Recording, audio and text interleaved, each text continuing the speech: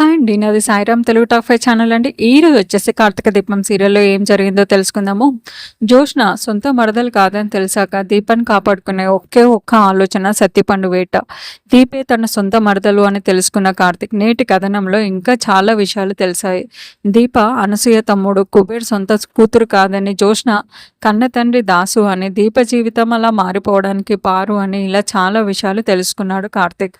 అన్నీ దాసే చెప్పాడు. అయితే దాసు మరో నిజాన్ని చెప్పాడు. అదేంటంటే తనని జోష్న నమ్మించి ఎలా చంపాలనుకుందో చెప్పాడు. ఆ వివరాలు కార్తీక్కి ఒక రకంగా లాభాలే చేకూరుస్తాయి. అదేంటో చూద్దాం. ఆల్రెడీ దీపం మీద కోర్టులో కేసు నడుస్తుంది. బెయిల్ పైన బయటికి వచ్చిన దీపాన్ని జోష్న తెలివిగా గౌతమ్ ద్వారా దీపాన్ని చంపించే స్కెచ్ వేసింది. అయితే దీప చావు బతుకుల్లో ఉన్న సంగతి తెలుసుకున్న జోష్న దాన్ని కూడా తనకి అనుకూలంగా మలుచుకుంది. రక్తం ఇవ్వాల్సిన డోనర్స్ని తన చేతుల్లో పెట్టుకొని తీరా ఆ డోనర్స్ని పంపించేటప్పుడు కూడా జోష్న మనసులో ఇలా అనుకుంటుంది. కార్తీక్ని అయితే బ్లాక్మెయిల్ చేసి ఖాళీ పేపర్స్ మీద కార్తీక్ సంతకం అయితే తీసుకుంటుంది. ఈ ఖాళీ పేపర్సే నీ తలరాతను మారుస్తాయి.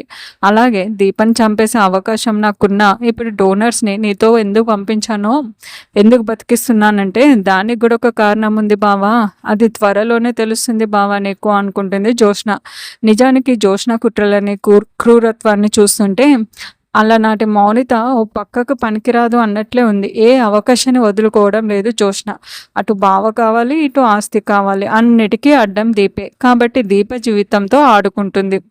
నిజానికి దాసు అన్ని నిజాలు చెప్పే సమయంలో దీప కుబేర్ సొంత కూతురు కాదు, కావాలంటే అనసూయ గారిని అడుగు అంటాడు కార్తీక్తో. మరి ఈ నిజాలని విన్నాక కార్తీక్ డైరెక్ట్గా వెళ్ళి అనసూయని ఆరా తీస్తాడా లేదా అనేది చూడాలి. ఈ క్రమంలోనే కార్తీక్కి మరో నిజం చెప్పాడు. దీపే వారసురాలు అని.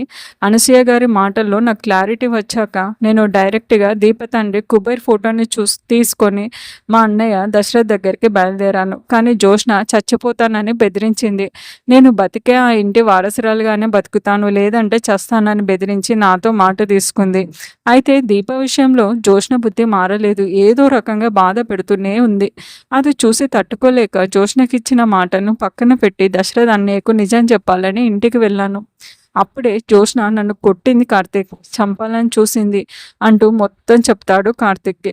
దాంతో కార్తీక్ షాక్ అయిపోతాడు. అయితే ఆ నిజం చెప్పడంతో నేటి కథనం అయితే ముగిసిందండి. కానీ దాసు కార్తీక్లో మాట్లాడుకోవడం ఇంకా పూర్తి కాలేదు. ఇది ఇలా ఉండగా దీప కేసు కోర్టులో ఉన్న తరుణంలో దీపని కాపాడుకోవడానికి ఒక్కటే మార్గం ఉంది కార్తీక్కి. జోష్న క్రూరత్వాలను తెలుసుకున్న కార్తీక్కి ఒక క్లారిటీ వస్తుంది. కన్న తండ్రి దాసిని చంపాలనుకున్న జోష్న దశరథ్ మామయ్యని చంపడానికి ఏ మాత్రం ఆలోచించదు. అదే పాయింట్ కార్తీక్కి దొరికితే అప్పుడు దశరథ్ని కాల్చి అజ్ఞాతంలోకి వెళ్ళిపోయిన సత్తిపండుని లాక్కొని వచ్చే అవకాశం ఉంది. అయితే జోష్న చేతిలో కార్తీక్ సంతకం ఉంది. అది కూడా ఖాళీ పేపర్స్ మీద సంతకం చేశాడు కాబట్టి అది కూడా దీపా కార్తీక్ల మెడకు చుట్టుకోవచ్చు. ఏది ఏమైనా జోష్న కార్తీక్ల మధ్య జరిగే పరోక్ష యుద్ధం ఎలా ఉంటుందో చూడాలి మరి. ఎందుకంటే ఈ యుద్ధం డైరెక్ట్ అయితే కార్తీక్కే ప్రమాదం. నువ్వు అసలైన వారసురాలివి కాదన్న నిజం నాకు తెలుసు అని కార్తీక్ అన్న మరుక్షణమే జోష్న తెగింపు మరీ ఎక్కువ అవుతుంది. సుమిత్ర శివనారాయణ దశరథులను చంపేస్తే అని కార్తీక్నే స్వయంగా బెదిరించే అవకాశం ఉంది. తర్వాత ఏం జరగబోతుందో అయితే తెలుసుకుందామండి.